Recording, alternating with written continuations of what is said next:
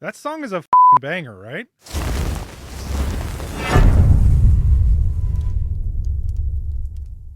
Let's talk about the Hills of Tanchico and the rest of episode 6 of The Wheel of Time season 3. I'll give you my thoughts on the episode, what I loved, what I didn't love, and then I'll give the episode a score. Before we dive straight into the review, make sure to like the video if you enjoy Wheel of Time content, and consider subscribing to the channel if you want more Wheel of Time TV show and book lore content. If you're just a show watcher and you want to know a bit more about what's happening in the series, I have a ton of videos on the channel breaking down the lore of the Wheel of Time. But let's get into episode 6, and I'm going to say up front that although this episode wasn't perfect, and I certainly have some things I thought were dumb, I loved this episode. What was bad wasn't all that bad, and what was incredible, I loved every minute of. So, what did I love in The Shadow in the Night? Well, let's start with how the episode kicked off, and that's a bit about Liandrin's backstory and her horrific teenage years, especially being a child bride and basically a slave of an older man. You legit feel for her and her situation,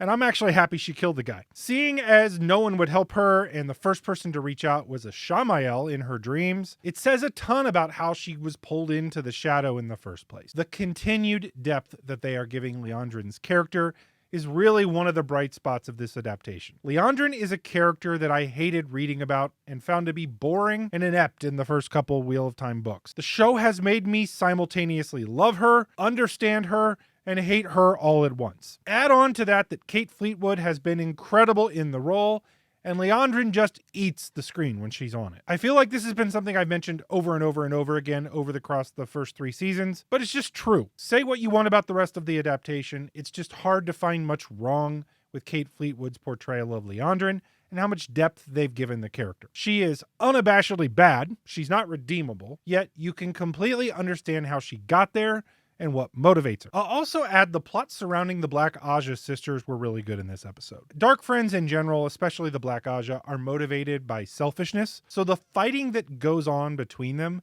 and the posturing, that's exactly what you would expect from a group without direct leadership that's also following the shadow. You can see all of their independent motivations and the backstabbing, and it's just fun to watch. But more importantly is how the Chosen are playing them off against each other. So Lanfear and Moghedien, their rivalry is interesting, watching them move the Black Aja around, and of course watching Moghedien parade around in plain sight and just mess with their food, provide shitty service, all of that was just fun to see. Which of course leads to talking about Moghedien. This character is both like her book counterpart and yet completely different at the same time. Book Moghedien stays in the shadows, she thinks very highly of herself, but she's also a coward and she's also sane. Book Moghedien is still in the shadows, she doesn't seem all that cowardly, but she is just batshit crazy. And I'll say this, I think show Moghedien is far more interesting to watch. That's for sure. She's both crazy and creepy and makes a more compelling villain than her book counterpart. We also got an iconic scene from the books in this episode,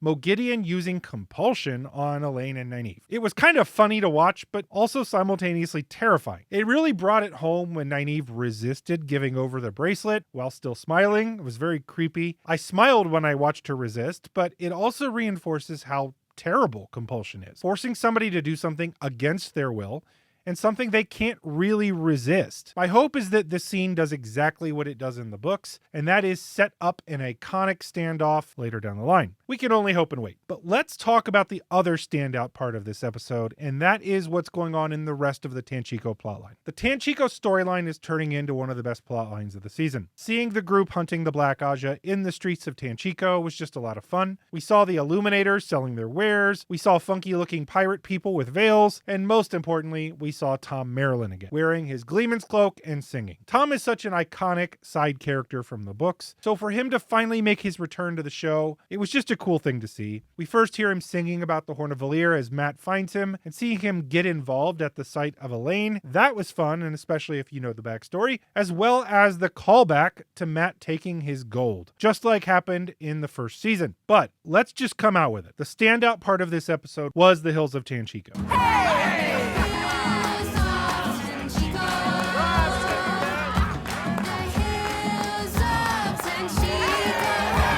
Kira Coveney is so talented and is so Elaine. This is just another outstanding casting choice that they just absolutely nailed. She has Elaine down, but let's not lose the lead. The song is an absolute earworm. I cannot get The Hills of Tanchico out of my head, which of course means that we need to shout out Lauren Balfe, the incredible composer and musical director for the show. He's really killed it with the music for the show all the way back to the beginning, and this song was just really good. It had me singing it sort of like the Toss a Coin to Your Witcher song from the Witcher series. I just thought it was great. Let's also move to one other standout this season, and that has been Isabella Bucchieri as Fael. Regardless of the rest of my thoughts on the Two Rivers storyline this season, she has absolutely nailed Fael. Her portrayal is very believable, and her look not only screams Fael, but also her attitude. Every single time she says Perrin Ibarra on the show, I just think, yeah, that's Fael. I thought she had some great chemistry with Perrin in this episode as well. Obviously, this episode is the setup for the battle to come in the next episode, presumably. However, I thought the character moments between Fael and Perrin were really good and hopefully set up that next episode to have some emotional weight. The last thing I want to mention is that I really enjoyed some of the scenes with the Aiel Waste. I thought Rand and Moiraine's talk was a great character moment for both of them, and seeing Aviendha and Rand was also fun to see because I thought you can kind of see what may come of that relationship. Although she was one of the more predictable deaths I've ever seen, seeing the young girl die at Rand's hand, by the way, and Rand trying to bring her back to life was very poignant. Even if it may have lacked Kalendor and Rand's god complex from the books when he was using it, I do think it establishes the uncontrollable and addictive nature of the One Power and of the Taint. It's also a callback to Rand's conversation with Moiraine earlier in the episode, where he said never surrender or lose control of the power, and he did almost exactly that, trying to bring the girl back to life in his guilt over her death. What I think is so wonderful about Rand's character in the books is his arc as he moves through from being this naive farm boy, all of the horrible things that happen to him and damage him along the way. And this is one of those scenes from the books. Despite the circumstances being different in the books, I thought it had the same effect, and you can see how he'd be affected by losing control of the power, by killing her while fighting a Forsaken. There are going to be casualties in the future.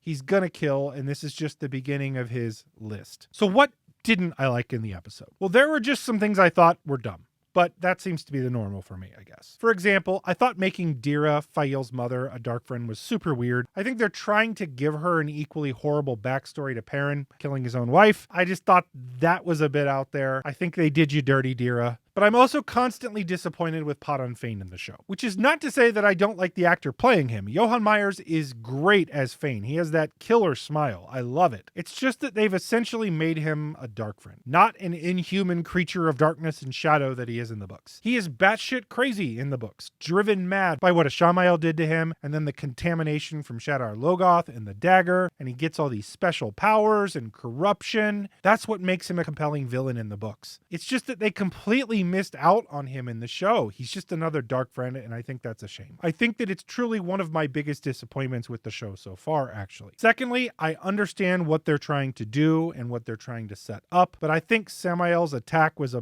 bit weird and a little too easily defeated. If it wasn't clear, Samael was Lanfear's surprise that she wanted Moiraine to let Rand handle, but Rand handled it way too easily. Yes, Samael was not as powerful as Rand in the books, but this version of Rand isn't trained. He doesn't know what he's doing, and Samael is very trained and very close to him in raw power anyway. There is no world in which Rand defeats him casually without even looking at him. I thought that part just trivialized the power of the Forsaken. It was such a waste of Samael as a character. I doubt we're getting much more of him, especially of Samael conquering Ilion, or I feel like that's probably not happening if he's captured or dead already. Overall, to me, though, the things that I thought were dumb in the episode were outshined by things I thought were awesome. I really enjoyed the episode, and I know that you have that song in your head, too. So, what score will I give the episode? I'm going to give The Shadow in the Night a 9 out of 10. What did you think? Let me know your score in the comments of the video.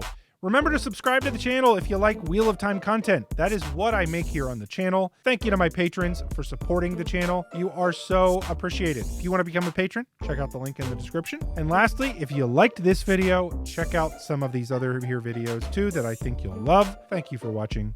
And until next time, peace out.